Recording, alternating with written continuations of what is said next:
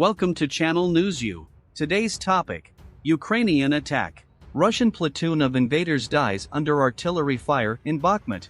A video recording of the last minutes of life on Ukrainian soil of a platoon of Russian invaders near Bakhmut has been published. The recording, made from a drone equipped with a thermal imaging camera, was published by the editor-in-chief of Censor.net, Yurii Butusov.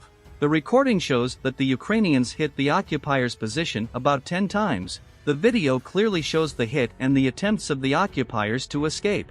Direct hits destroyed a platoon of Russians near Bakhmut. Joint work of the 93rd SMB, 44th SAB, 3rd Separate Assault Brigade, Butusov writes in the comments to the recording.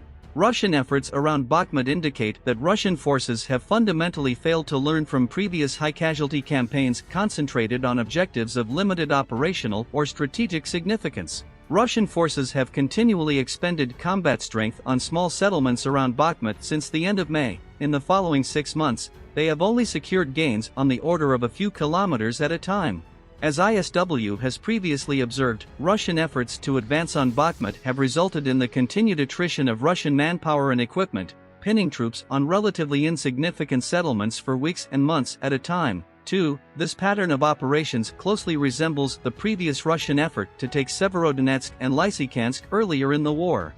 As ISW assessed throughout June and July of this year, Ukrainian forces essentially allowed Russian troops to concentrate efforts on Severodonetsk and Lysychansk, two cities near the Luhansk Oblast border of limited operational and strategic significance, in order to capitalize on the continued degradation of Russian manpower and equipment over the course of months of grinding combat. 3. Russian troops eventually captured Lysychansk and Severodonetsk and reached the Luhansk Oblast border, but that tactical success translated to negligible operational benefit as the Russian offensive in the east then culminated. Russian efforts in this area have remained largely stalled along the lines that they reached in early July.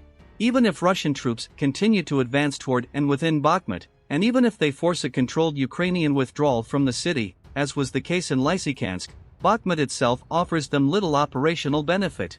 The costs associated with 6 months of brutal, grinding, and attrition-based combat around Bakhmut far outweigh any operational advantage that the Russians can obtain from taking Bakhmut.